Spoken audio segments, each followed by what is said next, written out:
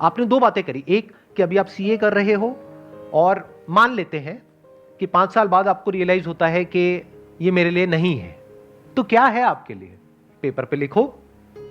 Paper पे आपने एक तरफ लिखा सीए, दूसरी तरफ मानो लिख दिया सीएस। सीएस मुझे करना है, सीए नहीं करना है। That could be CS, CZ, CY, CX, whatever it is. तो अब उसके रीजंस देखो ना कि इसको छोड़ने का क्या रीजन है और ये करने का क्या रीजन है। तो थोड़ी देर में जब आप लिखने लग जाओगे और अपने माइंड को लिख करके क्लियर करोगे, ये बात मैंने बहुत बार बोली अपने सेशंस में, बट आई एम नॉट, शादी का डिसीजन, डिवोर्स का डिसीजन, करियर चूज करने का डिसीजन, करियर को छोड़ने का डिसीजन, ये बहुत बड़े डिसीजन हैं, छोटे नहीं है। तो इन डिसीजंस को माइंड में कभी सॉल्व करने की कोशिश मत करना। माइंड मैप से क्या होता है, लाइफ में सेंटर में कुछ आता है जो बहुत इंपॉर्टेंट होता है, उसके अकॉर्डिंग माइंड मैप बनता है, तो लाइफ में आपको क्लैरिटी आती है। तो जब आप ये करोगे तो आपको समझ आएगा कि उसका कॉज क्या है। हो सकता है सीए जो आप कह रहे हो कि अब मुझे रियलाइज हो गया, ये रियलाइज क्या होता है? Realisation is nothing but your thought, कि मुझे ऐसा लग रहा है। आज कुछ और लगता है, कल कुछ और लगता है। एक रिलेशनशिप में कभी रियलाइज होता है कि ये तो बहुत ही बढ़िया है, कभी ऐसा लगता है कि ये तो बहुत ही बेकार है। तो ये रियलाइजेशन क्या होता है? तो इस रियलाइजेशन वर्ड को हटा दो कि मुझे रियलाइज हुआ, उसके कॉज को समझो। हो सकता है आपको कॉज मिले कि मैं इसलिए आगे कंटिन्यू नहीं करना चाहती क्योंकि मैं बोर हो गई हूं। हो सकता है कॉज मिले क्योंकि इसमें बहुत एफर्ट है। ध्यान से समझो इन माइंड की गेम्स को। ये माइंड की गेम्स है हमारी, जो माइंड गेम्स खेलता रहता है आपके साथ। तो पहले आपको कॉज को समझना है।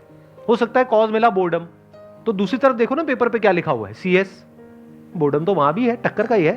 सही कह रहा हूं, गलत कह रहा हूं? या तो आपने लिखा होता दूसरी तरफ बंजी जंपिंग, मैं ये बंजी जंपिंग का वहां पे ऋषिकेश में जाऊंगी, वहां पे सेटअप करूंगी और खुद बंजी जंपिंग करूंगी डेली और लोगों को भी करवाऊंगी। तब लगा कि हाँ कुछ डिफरेंस है। एक तरफ सीए लिखा हुआ है, एक तरफ सीएस लिखा हुआ है, टक्कर के हैं दोनों। ऐसे ही बॉयफ्रेंड गर्लफ्रेंड में कंफ्यूजन हो या पति पत्नी में पता है क्या रियलाइजेशन आएगा? Realisation, the real realisation. ये भी खच्चर, वो भी खच्चर, क्या फर्क पड़ता है? और मैं भी खच्चर, तो क्या फर्क पड़ता है? इस मंत्र को पकड़ना सीखो, लाइफ में बहुत काम आएगा। जहां पे आपको कुछ लॉन्ग टर्म तक सस्टेन करना है। शॉर्ट टर्म में मंत्र काम नहीं आएगा, वैसे शॉर्ट टर्म में भी आ जाएगा काफी केसेस में, बट लॉन्ग टर्म में मंत्र बहुत काम आता है। कि क्या फर्क पड़ता है? हम सब अपने थॉट्स के हिसाब से चलते हैं, फीलिंग्स के हिसाब से चलते हैं, जो हमें लगता है अपने बिलीफ्स उसके हिसाब से चलते हैं, और सब कुछ ही लिमिटेड है। हर जगह क्लैशेस हैं, कॉन्फ्लिक्ट्स हैं, तो कोई भी परफेक्ट नहीं है। अगर कभी गलतफहमी होती है ना कि अगर मैंने सीए छोड़ दिया तो मैं ये करूंगी, तो वो लोग जो वो कर रहे हैं उनको जा करके देख लो, वो गलतफहमी दूर हो जाएगी। आप कहोगे यही बेटर है। लगता है ना कि उसकी पड़ोसी की लाइफ बढ़िया है, तो कहीं कोई छुपा हुआ कैमरा फिट कर दो। अपने पेरेंट्स के बारे में जैसे आप सोच रहे हो उसकी वजह से आपको अच्छा लग रहा है या बुरा लग रहा है, यह भी भाग्य है। तो एक है पेन और प्लेजर, एक है सुख और दुख। आपका जो सुख है और दुख है वो काफी हद तक आपकी थिंकिंग पे डिपेंड करता है। मैंने काफी हद तक इसलिए लगा दिया बीच में क्योंकि वहां पर भी एक्सेप्शंस हैं। अगर मैं ये कह दूंगा कि पूरी तरह से आप पे डिपेंड करता है तो ये बकवास है।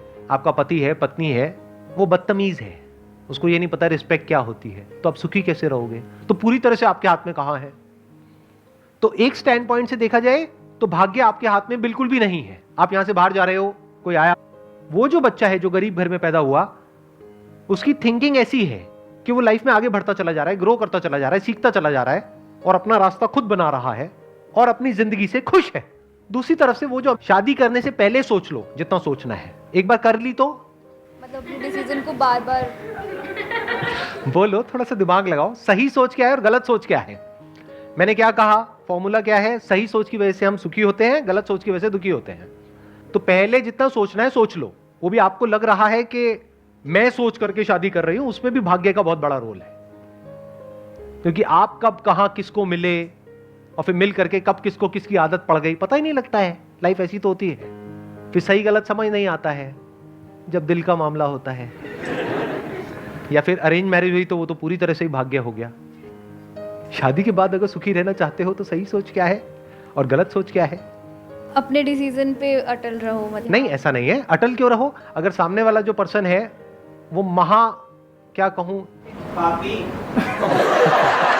नॉर्मल इंसान है, नॉर्मल क्या होता है जिसमें कुछ पॉजिटिव है, नेगेटिव है, कभी खुश है, कभी दुखी है, ना एक्सट्रीम में अच्छा है, ना एक्सट्रीम में बुरा है। एक्सट्रीम में अच्छे वाले लोग भी बड़े खतरनाक होते हैं, एक्सट्रीम में बुरे तो बात हो ही गई है, तो बीच में कहीं पे है। तो अब सही सोच क्या है? इम्परफेक्शंस को एक्सेप्ट करना, मतलब जैसे मुझ में बस ये गोल्डन मंत्र को पकड़ लो कि कभी उसकी कुछ हरकतें होंगी, आपको गुस्सा आ जाएगा, आप गुस्सा करोगे तो वो भी गुस्सा करेगा, क्या फर्क पड़ता है? चीख चिल्लाट हो जाएगी, क्या फर्क पड़ता है? थोड़ा एक आध बर्तन टूट जाएंगे, क्या फर्क पड़ता है? बर्तन और आ जाएंगे, अगले दिन फिर नॉर्मल हो जाओ। मैं आपको सही बातें बता रहा हूं, प्रैक्टिकल बातें, थियोरेटिकल बातें नहीं। ऐसे जब आप समझ लेते हो चीजों को और ऐसे सोचने लग जाते हो तो अब आप चिल हो जाते हो। चिल पता है ना क्या होता है? ऐसे इंसान से करो जो थोड़ा रियलिस्टिक सा हो, प्रैक्टिकल सा हो। जब थोड़ा टाइम स्पेंड करोगे, कुछ मीटिंग्स करोगे, अगर अरेंज मैरिज है और लव मैरिज करोगे तब तो पता लग ही जाएगा, 2 4 6 महीने में पत्ते खुल ही जाते हैं एक दूसरे के। इमोशंस को हटा दो, जब आप लिखते हो तो इमोशंस हट जाते हैं। ये भी आपको एक बहुत बड़ा सीक्रेट बता रहा हूं, इमोशन सारे यहां पर है, फीलिंग्स में आप ट्रिगर होते रहते हो, तरह तरह का केमिकल लोचा होता है, तरह तरह की सेंसेशंस होती हैं, उसके अकॉर्डिंग सब कुछ चल रहा होता है। जब लिखने पे आते हो तो प्रैक्टिकल हो जाते हो।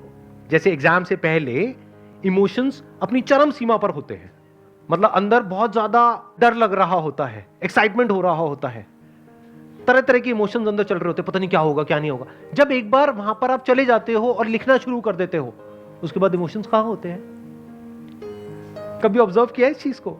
डाउन, इमोशंस खत्म हो जाएंगे थोड़ी सी देर में, मतलब 2 4 5 मिनट तक रहेंगे। लेकिन अगर आप 1 1.5 घंटा, 2 घंटा, 4 घंटा कहीं पीसफुल सी जगह पर बैठे हुए हो, हल्का सा कोई म्यूजिक लगा लिया है, माइंड मैपिंग कर रहे हो या पेपर पे कुछ लिख रहे हो, कुछ ड्रॉ कर रहे हो और कलरफुल स्केच पेन्स रख लो, उससे कुछ बना रहे हो, तो थोड़ी देर में आप देखोगे आप एक फ्लो की स्टेट में चले जाओगे, इमोशंस आपके ऊपर हावी होना बंद हो जाएंगे, आपके अंदर से ही आपको जवाब मिल जाएगा, क्लियर चीजें समझ आने लग जाएंगी, सॉल्यूशन समझ आ जाएगा कि अच्छा अब मेरे को ये छोड़ने का, सॉल्यूशन समझ आ जाएगा कि अच्छा अब मेरे को ये छोड़ने का मन कर रहा है, छोड़ती नहीं हूं, कुछ और करने का मन कर रहा है, फॉर एग्जाम्पल डांस, म्यूजिक, एक बार जा करके देखती हूं। जब जाओगे, गाओगे और सारे बाहर भाग जाएंगे कमरा छोड़ करके, तो फिर वापस ये पे आओगे।